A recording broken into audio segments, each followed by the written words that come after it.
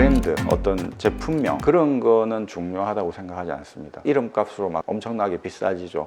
여러분 안녕하십니까, 아이구루입니다. 도대체 얼마짜리 안경테를 선택해야 되느냐? 5만원, 10만원, 아니면 50만원, 너무나 다양한데 몇백만 원짜리도 있겠죠. 어떤 걸 선택해야 호구당하는 게 아닐까, 이런 고민을 누구나 해보셨을 겁니다. 그거에 대해서 정확한 기준을 제시해 드리겠습니다. 이 영상을 보시고 나시면 안경테 선택을 할 때 고민으로부터 해방되실 것이고, 더 이상 내가 호구가 되었나? 라는 생각을 하지 않게 되실 겁니다. 첫째, 가벼워야 됩니다. 전자거울이 있죠. 이런 테 아주 저렴한 거 좀 만원, 15,000원 사출로 대량 생산할 수 있는 플라스틱 테입니다. 올려보면요 8.1g 나옵니다. 아주 가볍죠. 이 테는 액면가 125,000원짜리네요. 이 테를 제가 사례로 들고 나온 이유는, 이 테를 선택하신 분들은 다시 이 테만 찾습니다. 자기가 안경을 이렇게 많이 썼는데 이 테처럼 편하고 참 오래 가는 게 없다, 이 회사 제품으로 다른 디자인 없느냐라고 하는 경우가 종종 있더라고요. 그래서 며칠 전에도 군대에 가는데 이 회사 제품인데 조금 큰 걸 찾아서 해줬습니다. 이걸 재보면요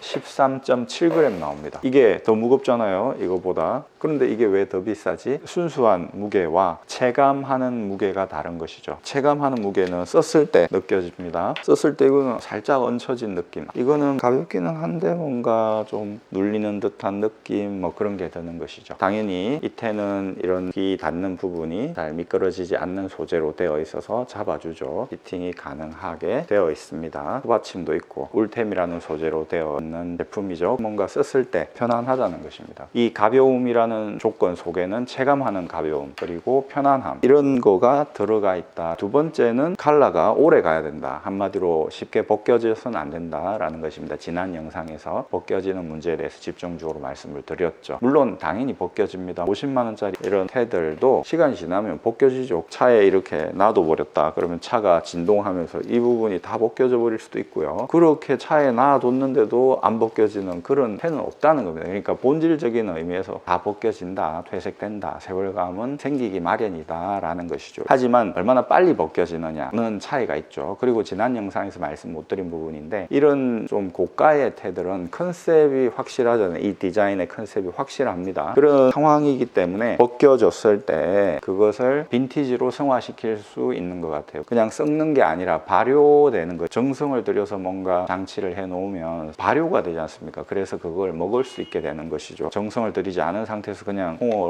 같은 거 놔둔다면 썩어버리겠죠. 못 먹게 되겠죠. 그런 차이가 있는 것 같아요. 이런 테와 이런 테를 비교했을 때는 아무래도 이런 테가 더 오래 도금이라든지 색깔, 컬러가 유지가 된다. 세 번째는 디자인입니다. 저는 안경테는 관상을 바꿀 수 있는 유일한 아이템이라고 생각합니다. 이 시계는 얼굴에 대고 다닐 수 없잖아요. 뭐 팔상이 있다면 팔상을 바꿀 수는 있겠죠. 이게 이렇게 있으면 좀 팔이 멋있어 보이죠. 이런 안경을 그냥 썼을 때 느껴지는 느낌하고 이런 걸 썼을 때 느낌이 확 다르죠. 이렇게 디자인에 따라서 나의 이미지가 확 바뀌기 때문에, 관상이 확 바뀌기 때문에 디자인을 중요하게 생각해야 된다는 것입니다. 이 세 가지 중에서 내가 어디에 무게 중심을 둘 거냐라는 거는 본인의 성향을 파악해서 스스로 그 하나의 가중치를 둬야 되겠죠. 도금, 컬러 이런 거 피부 알러지와 연결되겠죠. 내가 피부가 좀 약하다, 피부 알러지가 심하다, 메탈테 조금 싼 걸 하면은 문제가 생깁니다. 물론 금속 알레르기가 있는 사람들은 비싼 걸 해도 문제가 생깁니다. 하지만 니켈이라고 하는 성분이 전혀 없는 순수한 티타늄으로 만들어진 이런 테를 쓰면은 괜찮죠. 그런 사람들은 이 부분이 이렇게 플라스틱으로 된 걸 쓰는 게 좋겠죠. 저는 피부 알러지 이런 게 없어요. 그렇기 때문에 도금 그런 거 별로 신경 안 쓰는, 그리고 저는 그렇게 고가의 테가 아니라 하더라도 벗겨줘도 뭐 I don't care입니다. 뭐 그냥 빈티지스럽다고 제가 생각하면 빈티지스러운 거니까 그냥 씁니다. 저는 그렇게 고가의 테를 쓰고 나오지 않지 않습니까? 오래 썼기 때문에 벗겨진 상태로 그냥 씁니다. 남들 그렇게 신경 안 쓰거든요. 그걸 남들이 그냥